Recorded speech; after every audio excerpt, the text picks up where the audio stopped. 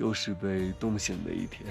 这个冰完气快没气了，所以之后不知道我的生活该拿什么生，这是让我最发愁的。早安，巴桑。巴桑早上来找我了，没有，刚点，刚点。羊都放完了吧？我起晚了。啊？羊都放完了吧？羊，对。坐。这是。谢谢。你吃饭了吗？吃完了。我有吃的。你吃吗？我有。你冷不冷？冷的。冷的。那下雨的。那你来我这里嘛？哦。你来这里嘛？啊。没事。没事。没事。我们看一看昨天晚上的雪下成了什么样子。哇，一片雪白，外面确实很冷啊，很冷，外面。冷。你的房子没有顶吧？没有。没顶？对，有。你的房子没有顶，屋顶没有。有。哦，那就好。今天外面下起了大雪，我们的上冰计划要宣告一下暂缓，因为昨天我走岸边的时候，它没有解冻的风险，我就掉进了冰窟窿里，所以说我今天不能上冰了，只能沿着我们的塔布琼小岛转一圈，看看这个小岛上面有什么。天这要多，我们真的没有。谢谢，你也吃的跟我说。哦。大三，龙眼可以吃，尝尝吧。这边多少头？羊有多少？500。900头。哦，那边那一样的，那边也900，这边也900。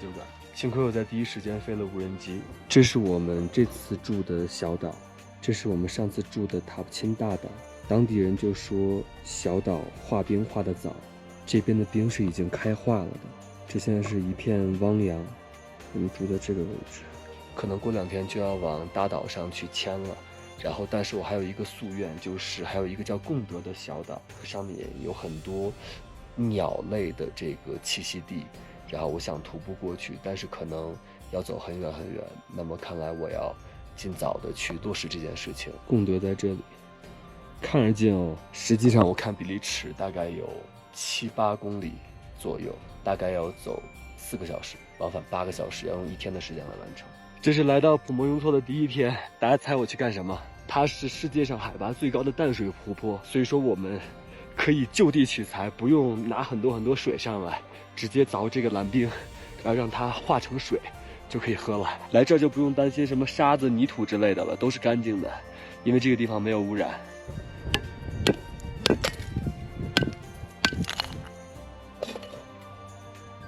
哇，透透亮亮。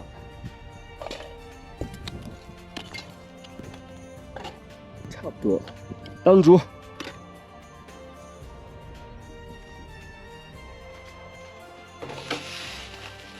到了下午2点钟的时候，就是普莫雍措的天堂，因为这个时候是全天气温最舒适的时候，2点到5点钟的时候，所以我们决定这个时候出来转岛。昨天虽然是黑夜，但是我们走过了这么漂亮的冰面。那边是塔布钦上次露营的岛，然后这边的蓝冰高度有1.8米到2米之间的高度，比我都高。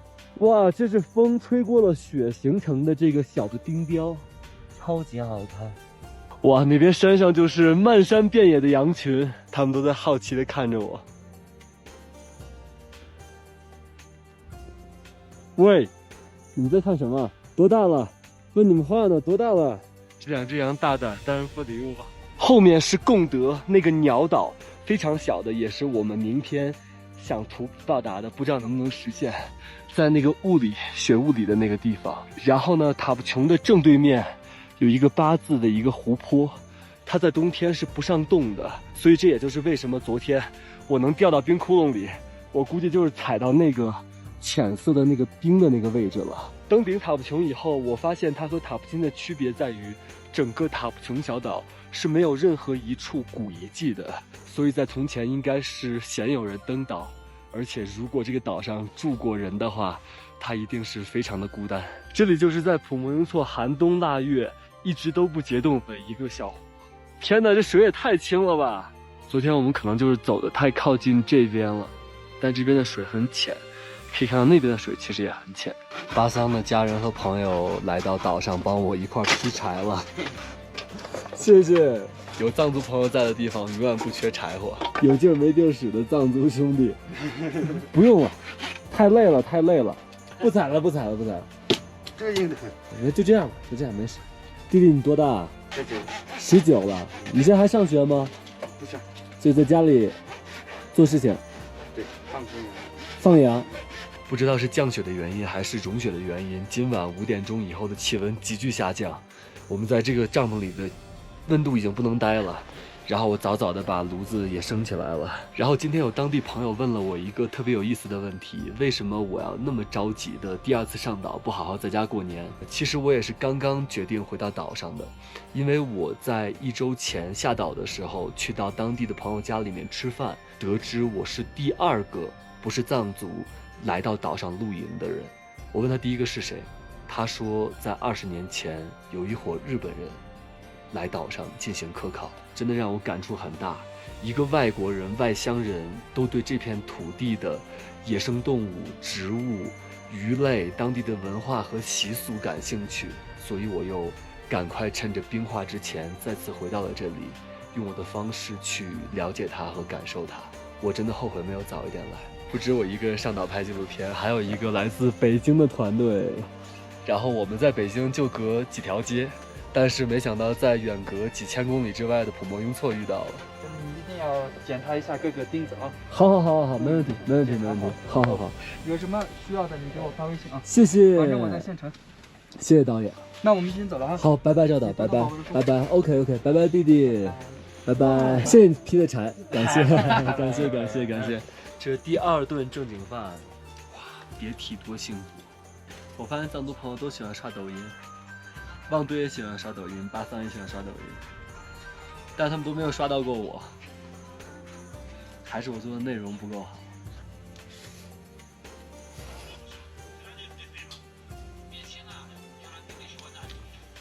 吃不吃？我有多的。这是什么？这个叫皮卡丘。皮卡丘。对，它有电。哦。它有那个10万伏特。干脆面里送的那个小卡片，然后巴桑问我这是什么，巴桑在给我看他的家人，他们在跳舞。这是你的孩子哦，闺女哦啊，还有一个儿子。当地的朋友在岛上的日子是比较孤单的，所以他们时常会翻一翻相册从前的视频。哪个是你呀？我的啊，这白的是你哦，白的帅。晚安哦，巴桑啊，晚安，拜拜。你给。是我在普莫雍措露营最晚的一个夜晚了，脚都给冻麻了，苹果都给冻得充不上电，然后我身上的几个伤口因为冷冻的问题变得非常的疼，好像炉子还有一点点余温，我尝试能不能把这个炉子吹着。